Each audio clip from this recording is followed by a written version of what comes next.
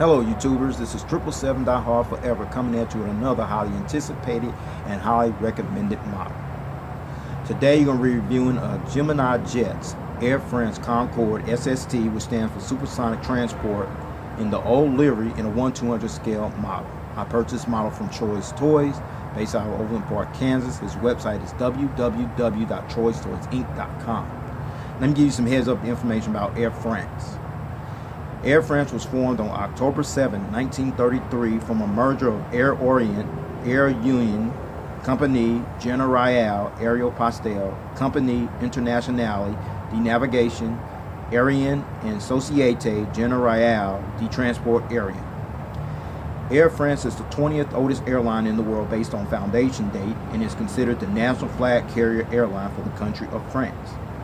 As of 2016, Air France serves 36 destinations within France and operates worldwide scheduled passenger and cargo services to an additional 168 destinations in 93 countries, including overseas departments and territories of France, with a mixed fleet of 236 Airbus and Boeing aircraft in their fleet. The headquarters of Air France, along with its global hub and main base of operations, is located on the grounds of Paris's Charles de Gaulle Airport, which is located in the Paris suburb of Tremblay in France, which is located approximately 16 miles northeast of the city center of Paris, France. Air France also has another hub that's located on the grounds of Orly Airport, which is located approximately 8.1 miles south of Paris, France, in the Paris suburb of Orly. Air France also has focus cities located at Nice Airport, located in Nice, France, Marseille Airport, located in Marion, France, Lyon Airport, located in Colombier, Saint-U, France, Toulouse-Blagnac Airport, located in Blagnac, France, and Bordeaux-Merignac Airport, located in Merignac, France. As of 2016, Air France currently operates as a certified 4-star airline carrier according to the international airline review firm Skytrax magazine. Alright folks, this is the box here, the Gemini 200 deal there. There's the aircraft title right there, the logo, the computer generated picture of the aircraft type, and then there's the model information below the box. Alright, this is the back of the box. You see here all the information on the back of the box, including the Gemini Jets, all the little information there, the Facebook deal, the Gemini Jets, the Soccer Tech, that's part of Air France, what have you. Alright. Alright folks, this is the top of the box you see here, all the information you see there, okay?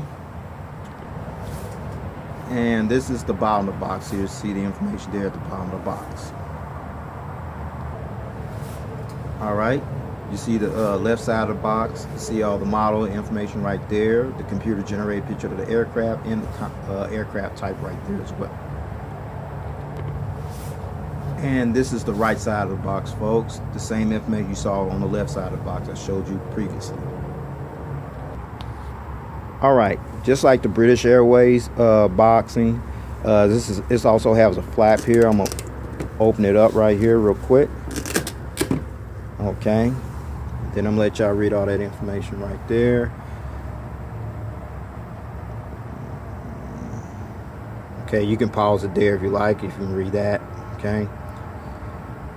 And then there's the model inside the box. You see the aircraft, the gear replacements, the model stand, whatever. And then there's another hidden element surprise there. I'll pull all this out in a moment, okay? So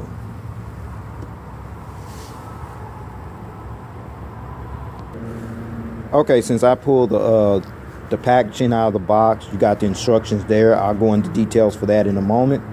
Here, right here, there's the model. This is the partial foam and partial plastic, so I'm gonna take it off here. There, and there you have it. There's the gear replacements, the model, and the model stand. Sorry about that, folks. All right, I'm gonna pause this for a minute. Okay, since I took it out of the plastic packaging and all that stuff, you got a better view of the model stand that came with the model.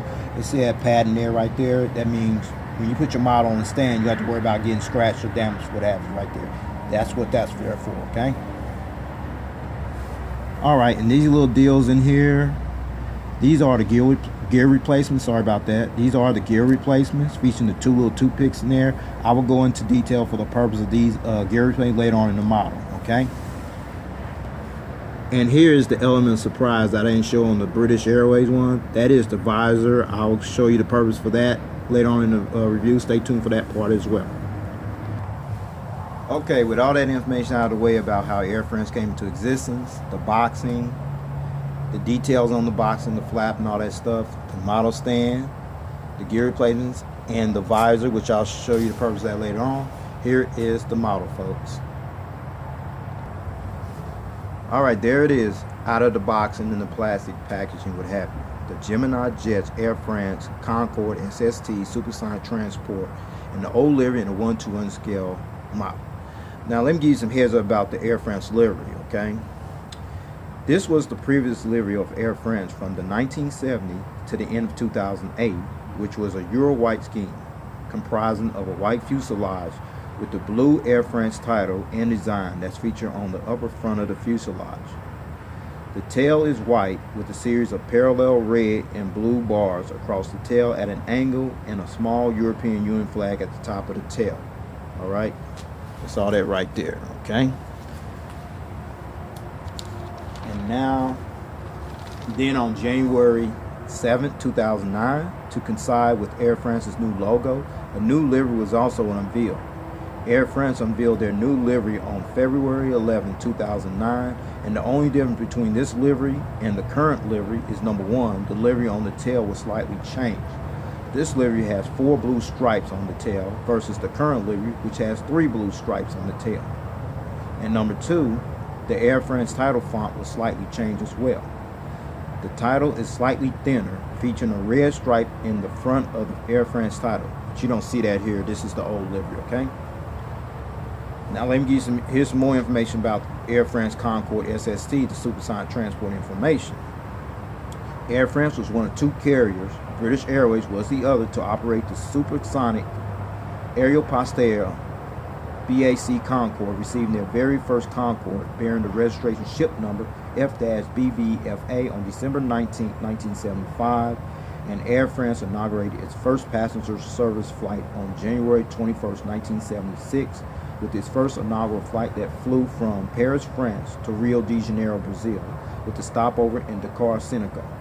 Services to the U.S. began 5 months later on May 24, 1976, with its first inaugural flight from Paris's Charles-de-Gaulle Airport to Washington's Dulles International Airport in Washington, D.C., and flights to New York's John F. Kennedy International Airport in New York soon followed on November 22, 1977. Then a sad moment, folks. Then on July 25, 2000, a fatal incident occurred which involved one of Air France's Concorde supersonic jetliners. Air France Flight 4590, which was a chartered Concorde which bears the registration ship number F-BTSC, was departing Charles de Gaulle Airport in Paris, France, and was bound for New York's John F. Kennedy International Airport, crashed into a hotel southwest of Charles de Gaulle International Airport in the Paris suburb of Gonesse, 120 seconds after takeoff at approximately 16:45 p.m. That's military time, folks. And all 109 people, which included 100 passengers and 9 crew members on board, died along with 4 people on the ground. And the probable cause of the crash was the destruction of one of the aircraft's main wheel tires as a result of passing at a high speed over a part lost by a pre-departing Continental Airlines DC-10 during the takeoff run.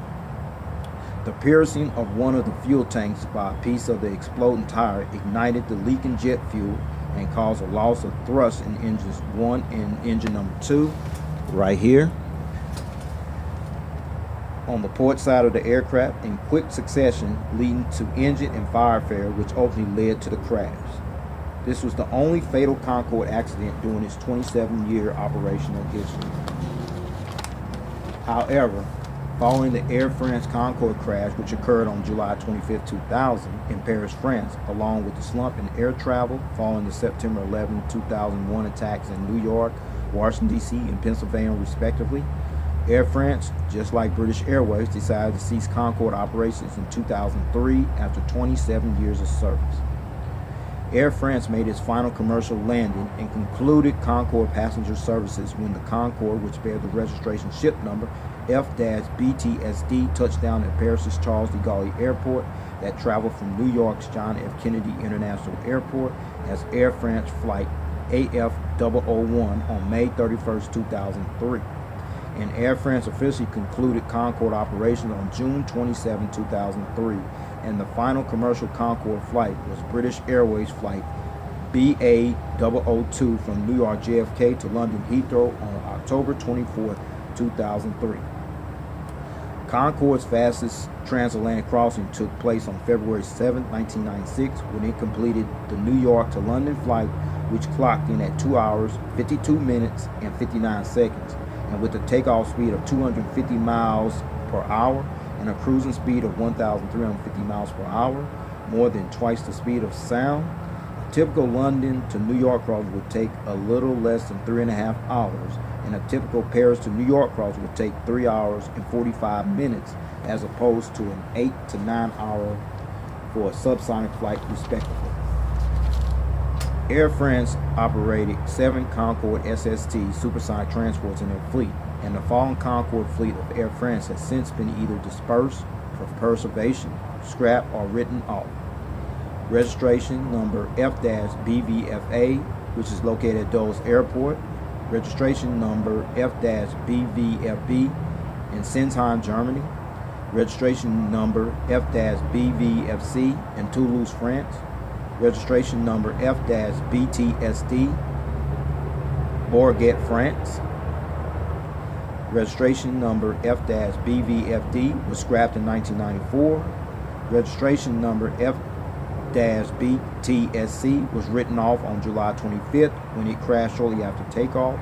And registration number F-BVFF is displaced at Charles de Gaulle Airport in Paris, France, which is this one.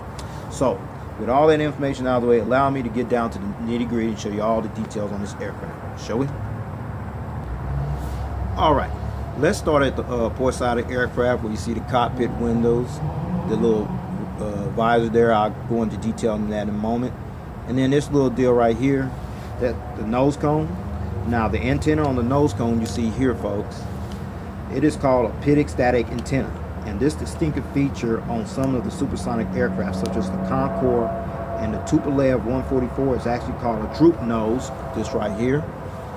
And when these aircraft were in service, the pilot will lower the nose cone to improve visibility of the runway and taxiways.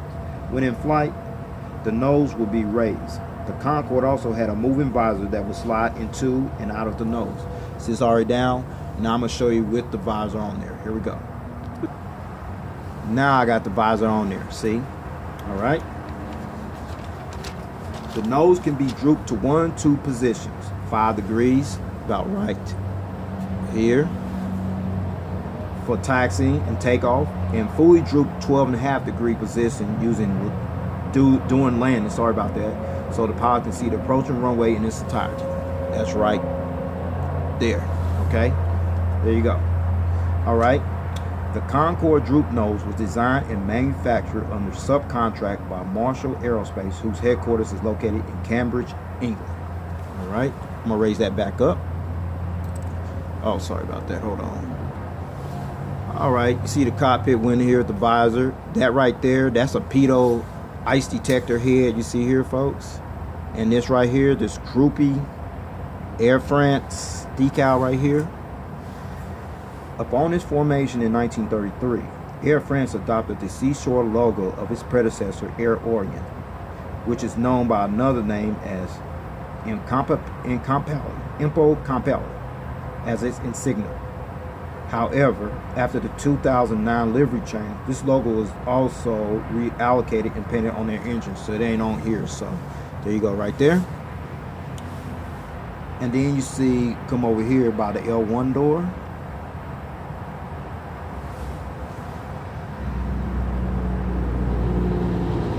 Okay, you see a little dot right there. That's the Sky Team logo right there, folks. Air France became a member of the SkyTeam Alliance along with Delta, Aerial Mexico, and Korean Air as one of the 4 founding members on June 22nd, 2000, which consists of 20 airline members from 5 inhabited continents. All right, and then you come see the Air France title right there. And then you see the inboard landing light right there by the wing. And then you see the gears right there. See the gears right there, the realistic gears right there, with the gear door right there, double F right there.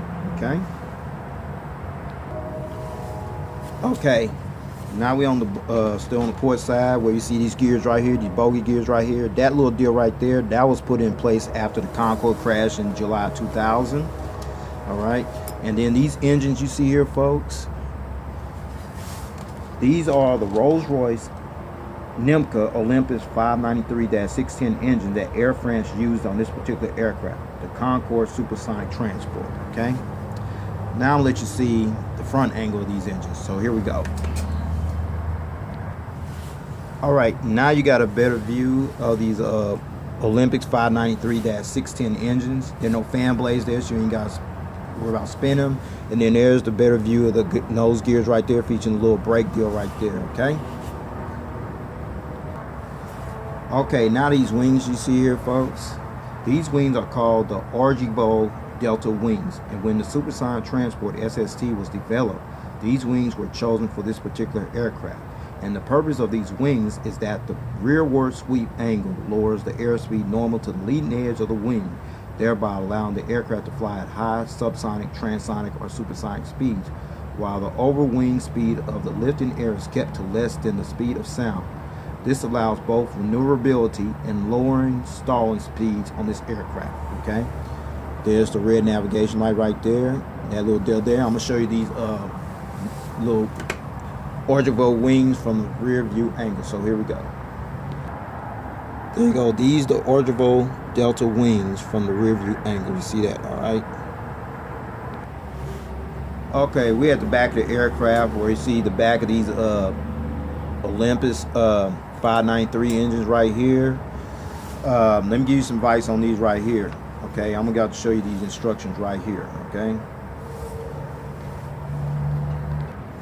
All right, whatever you do, when you touch the back of those engines, please be careful, because they will break. I learned the hard way. One of them broke. You'll see what I'm talking about in a minute. Okay. All right. Okay, we back over here. They do come down a little bit. See it come down a little bit.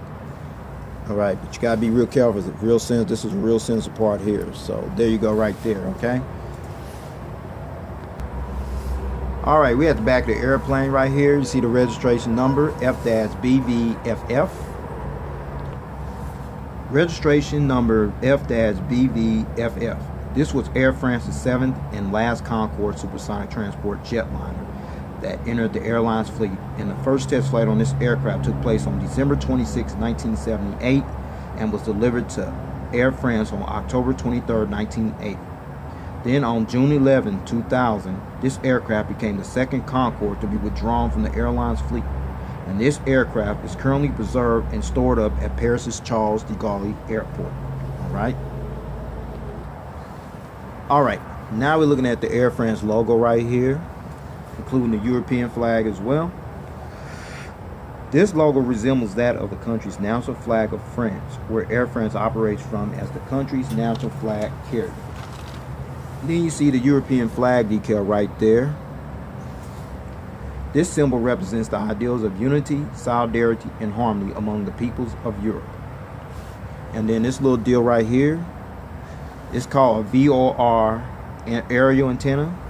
These antennas are called VOR, which stands for Very High Frequency Omnidirectional Radio Range Antennas, which is a type of short-range radio navigation system for the aircraft, enabling the aircraft with the receiving unit to determine their position and stay on course by receiving radio signals transmitted by a network of fixed ground beacons.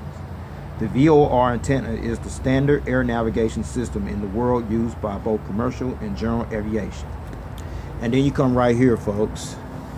This is called the rudder hydraulic actuator, which sits on the lower part of the tail. That's this right here. It's actually a hydraulic motor which directly converts hydraulic pressure into mechanical action to move the rudder of the tail. That's this right there, folks. And then you come right here. That's the extra gear right there. This particular gear is called the tail bumper landing gear right here. And the retractable tail bumper gear was designed to protect the rear of the Concorde during takeoff and landing, since it needed a high angle of attack to optimize lift from its delta wing. Alright. Okay, this is the rear of the aircraft. You see the red navigation light right here at the rear of the aircraft. Okay, now I'm going to let you see this whole model from the rear view angle. Okay, there it is, Air France Concorde SST Supersonic transport from the rear view angle. You have to pardon that engine right there, folks. I had to glue that one. It broke off, so look like the rest of them are intact. All right. Okay, now we're on the starboard side of this aircraft, where you see the pitot static antenna there, the droop nose, the visor, the pitot ice detector head, the Group Air France title there, the Air France title right there across the fuselage, the red navigation light on the wing right there, the gears right here. All right, the gears. And then you come over here, the bogey gears right there, and then there's the Olympics 593-610 engines there. Then there's the green navigation light right there. Okay, and then there's the registration number right here. And that is this door right here, folks. That is called a cargo hold area. That's where they load all the baggage and all that stuff up. You're gonna get 2 tons in it. That's about it. Okay. Then there's the registration number. Then there's the Air France logo, and featuring the European Union flag right there as well. Okay, I'm gonna let you see these engines from this side over here as well. See there, the reverse thrusters there. Like I mentioned earlier, you got to be real careful on those. Those will break off on you. All right, just be careful. Okay, I'm gonna put those back up there, there. Okay, excelente. All right. All right, I forgot to show you this part. This is the whole aircraft from the front view angle. You see all the little engines there, the droop nose, the pitot static antenna, the visor. But I'm gonna bring up, let you see a better view of the visor. Okay. All right, now you got a better view of the visor right there. Okay, got an idea for the purpose of that visor, right? Okay. Before I put this model on the stand here, I'm going to show you the aerial bird's eye top view and the undercarriage belly view of this aircraft, okay? So here we go. Alright, let's start at the front of the aircraft, where you see the pitot static antenna, the droop nose, the visor, the pitot ice detector heads on both sides right here, there, as well as over there. See the antenna there. And you see the SATCOM right here, the SATCOM boxes right there. I don't know what they had over there. Those are special type antennas. I forgot what they are. Somebody can alert that to. I appreciate it. Those are a view of the Orgaville Delta wings right there. The emergency wing walkway over here, as well as over there. You can see the wings right here. And the tip of the airplane. You see the nice little engine thrust right there as well.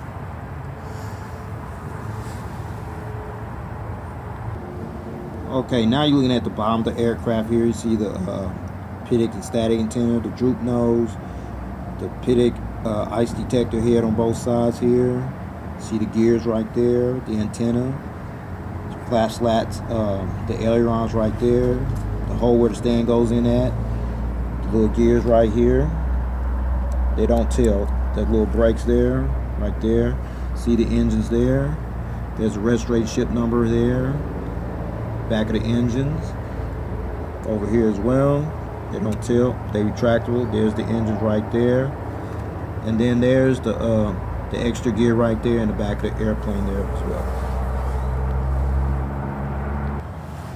Okay, since I showed you the bird's eye top view of this aircraft and the undercarriage belly view of this aircraft, I'm going to put it on that wooden stand that I showed you earlier. So here it is on the stand, folks. All right, now I got on the stand. In the takeoff position right there. Okay, see all the gears here, they're all intact. Now I'm gonna show you in the landing position as well. Now you see this model in the landing position. Okay, looking at it from the port side. All right, now you're looking at this model from the front angle. You see it taking off or getting ready to land right here. You see the droop nose lowered right there. You see the engines right there. All the gears here as well. All right. Okay, now you're looking at this model from the starboard side. You see it in the droop position, lowered, the droop nose lowered, the gears right there, how it's flexing a little bit, the extra gear right here in the back. Okay. And finally, looking at this model from the tail cam angle. Boy, this is a beauty too. Woo. Okay, before I take this model to stand, I got in this position for a reason, because I'm going to show you, take these gears off here, show you the purpose for these gear replacements. All right, so here it is.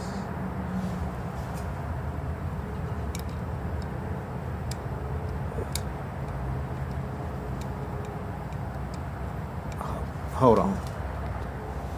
Okay, I had a little challenge with the gears, so I had to pause the video for a second. But I got the gears off finally there, and I'm gonna show you this model at a different angle without the gears. Okay. All right. Now you got it in flight position here on the port side with the gears off. Those are the retractable gears. Now you got two options from this point on. You can choose to leave them without the gears. That's fine. These are the purpose for the gear replacements right there, folks, to substitute the gears, okay? Or you can choose to leave the gears on there. That's your choice. I choose to leave mine on there.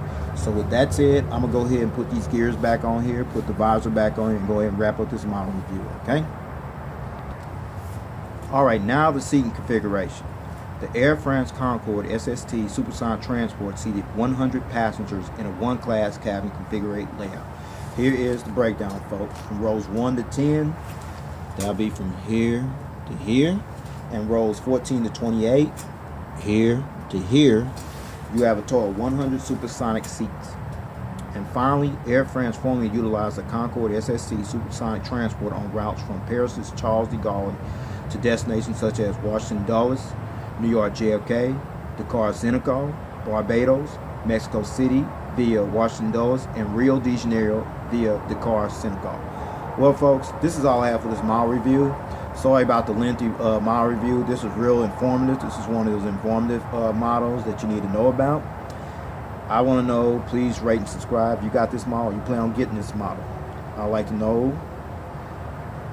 like to hear from you. So in the meantime, take care. God bless. There's more models to come. Stay tuned.